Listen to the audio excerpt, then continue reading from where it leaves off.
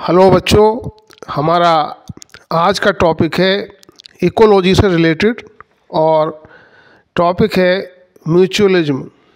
हमारा आज का ये टॉपिक उन स्टूडेंट्स के लिए बहुत यूजफुल होने जा रहा है जो नीट 2025 के एग्ज़ाम में बैठने वाले हैं। तो आइए इस वीडियो के माध्यम से जानते हैं कि म्यूचुअलिज्म होता क्या है। टर्म म्यूचुअलिज्म का यूज सबसे पहले पियरे जोसेफ वान बेंडेन नाम के साइंटिस्ट ने 1876 में किया था और यह बेल्जियम के एक जंतु विज्ञानी थे। Mutualism is a type of symbiotic relationship in which two or more than two organisms or species involved benefit from the interaction। Mutualism क्या होता है? एक प्रकार का सिम्बायोटिक रिलेशनशिप है जिसमें दो या दो से अधिक स्पीसीज इन्वॉल्व होती हैं और जितनी भी स्पीसीज इसमें इन्वॉल्व होती हैं उन सभी को एक दूसरे से बेनिफिट पहुंचता है। अब इसका एग्जाम्पल देखते हैं। पहला है पॉलिनेशन। बटरफ्लाइज और बीज and other pollinators benefit from the nectar and pollen of flower, while plants benefit from having their pollen spreads to the other flowers, allowing for fertilization and reproduction। तो इसका पहला example है pollination. Pollination यानी परागण। Pollination की क्रिया में क्या होता है? जैसे कोई बटरफ्लाई या कोई बीज या मधुमक्खी किसी फ्लावर पर आकर बैठती है तो बटरफ्लाई या बीज को क्या बेनिफिट पहुंचता है? उसको उस फ्लावर से नेक्टर मिलता है जिससे वह हनी प्रोड्यूस करती है, अपने छत्ते में जाती है और हनी बनाती है, शहद बनाती है। और प्लांट को क्या बेनिफिट पहुंचता है? उस फ्लावर में जो पॉलन ग्रेन्स होते हैं वो बटरफ्लाईज या बीज में उसके पैर में चिपक जाते हैं और जब वही बटरफ्लाई या बीज दूसरे फ्लावर पर बैठती है जाकर तो इससे क्या होता है? पॉलिनेशन हो जाता है और इससे क्या होता है? फर्टिलाइजेशन और रिप्रोडक्शन में हेल्प मिलती है। दूसरा एग्जाम्पल समझेंगे। दूसरा एग्जाम्पल है म्यूचुअलिज्म का nitrogen fixation. Some bacteria such as rhizobium live in the roots of the legumes. Legumes means family leguminosae के मेंबर्स, जैसे पिग एंड पी, मटर जिसका बॉटनिकल नेम पाइसम सटाइवम है, तथा अन्य दलहनी फसलों के प्लांट्स, दाल उत्पन्न करने वाले पौधे। तो some bacteria such as rhizobium live in the roots of the legumes and fix atmospheric nitrogen into a form that the plant can use for growth, while the plant provides the bacteria with a source of energy। तो nitrogen fixation में क्या होता है? Atmosphere में सबसे अधिक कौन सी gas होती है? नाइट्रोजन।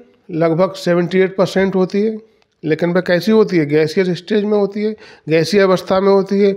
और प्लांट जो होते हैं वो गैसीय अवस्था में जो नाइट्रोजन है उसका डायरेक्ट यूज नहीं कर सकते हैं।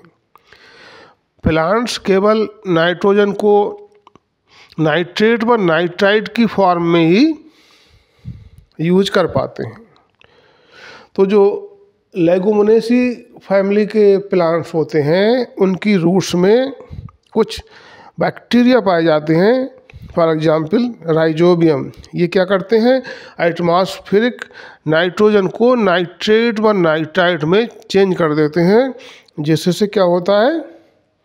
प्लांट्स उस नाइट्रोजन का, कौन सी नाइट्रोजन? एटमॉस्फेरिक नाइट्रोजन का यूज कर लेते हैं और प्लांट्स बदले में उन बैक्टीरिया को क्या देता है? एनर्जी देता है। एनर्जी देता है, शेल्टर देता है।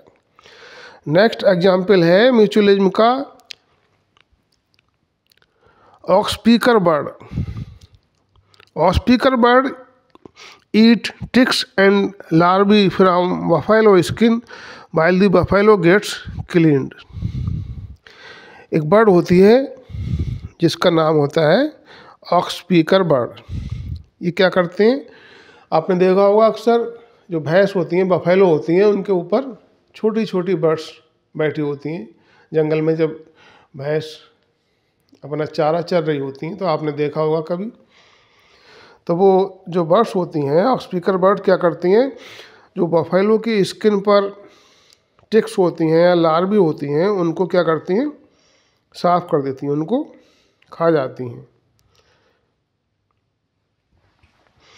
नेक्स्ट एग्जाम्पल है example number 4, sharks and remora fish.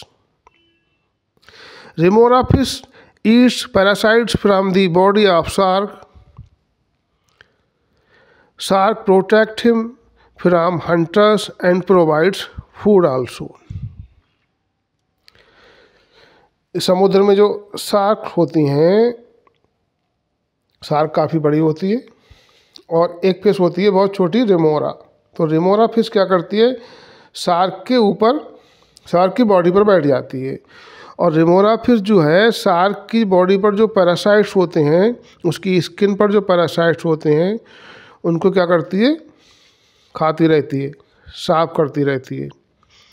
Shark की स्किन में भी होती हैं पैरासाइट्स और माउथ में भी होती हैं। तो रेमोरा फिश उनको खाती है या साफ करती रहती है और बदले में शार्क फिश रेमोरा फिश को क्या देती है, शिकारियों से सुरक्षा देती है और उनको जो शार्क का बचा हुआ फूड होता है, रेमोरा फिश उसका यूज कर लेती है। अगला इंपॉर्टेंट एग्जाम्पल है lichen. Symbiotic relationship of algae and fungi. Lichens क्या होते हैं, lichens are symbiotic relationship of algae and fungi. तो इसमें algae provides food and shelter. Fungi absorbs nutrients from soil. Here algae known as phycobiont। यहाँ पर algae को क्या कहते हैं, phycobiont। Fungi known as mycobiont और fungi को क्या कहेंगे, mycobiont। algae कौन से ग्रुप की होती हैं, algae होती हैं इसमें लाइकेन में ग्रीन एल्गी या ब्लू ग्रीन एल्गी, जिन्हें साइनोबैक्टीरिया भी कहते हैं। और फंजाई मेनली होती हैं एस्कोमाइसीट्स और बेसिडियोमाइसीट्स ग्रुप की। लाइकेन्स का यूज मेडिसिन्स के निर्माण में, सोप, कलर, धूपबत्ती, हवन सामग्री, इत्र व लिटमस पेपर के निर्माण में भी होता है।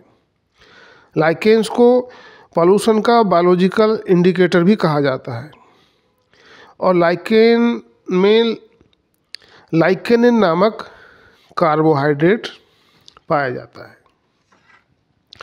तो बच्चों, ये जो 5th एग्जाम्पल मैंने बताया लाइकेन का, इससे अक्सर क्वेश्चन पूछे जाते हैं नीट के एग्ज़ाम में। जैसे मैंने अभी बताया था आपको, लाइकेन में जो एल्गी होती है उसको दूसरा नाम क्या है, तो उसका दूसरा नाम है फाइकोबायोंट। इसी तरह से जो फंजाई होती है उसमें, लाइकेन में उसका दूसरा नाम क्या बताया था, माइकोबायोंट। और इसी तरह से एक क्वेश्चन बनना है, एल्गी कौन से ग्रुप की होती हैं, कौन कौन सी एल्गी होती हैं, तो ग्रीन एल्गी होती हैं या ब्लू ग्रीन एल्गी होती हैं। ब्लू ग्रीन एल्गी को क्या कहते हैं, साइनोबैक्टीरिया भी कहते हैं। और फंजाई मेनली कौन से ग्रुप की होती हैं, एस्कोमाइसीट्स और बेसिडियोमाइसीट्स की। इसके अलावा लाइकेन का यूज बताया, इसमें से भी क्वेश्चन आ जाता है। तो जो ये लाइकेन होते हैं, इसमें फंजाई क्या कर रही है, सॉइल से न्यूट्रिएंट्स को एब्जॉर्ब कर रही है और किसको दे रही है, एल्गी को।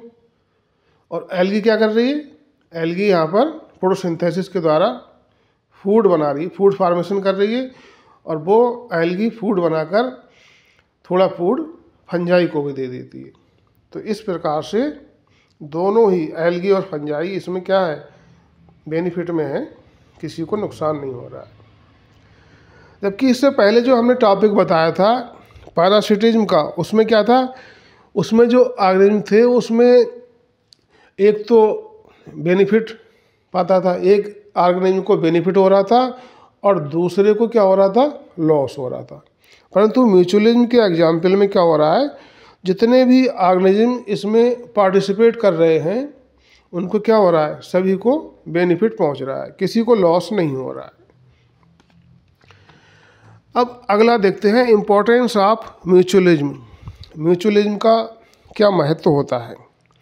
First is improved survival chances, second is enhanced reproduction, third is access to resources, and last fourth is it is important for maintaining ecosystem stability and diversity. तो बच्चों, ये था हमारा आज का टॉपिक म्यूचुअलिज्म, जो हमने इस आशा के साथ तैयार किया है कि जो बच्चे नीट 2025 के एग्ज़ाम में बैठने वाले हैं उनको इससे लाभ पहुँचे और भविष्य में वो डॉक्टर बने, ऐसी हमारी आशा है। तो यदि हमारा आज का वीडियो आपको अच्छा लगा हो, यूजफुल लगा हो, तो हमारे वीडियो को लाइक व शेयर करें, और ऐसे ही नए नए वीडियो देखने के लिए हमारे चैनल को सब्सक्राइब करना ना भूलें। Thank you.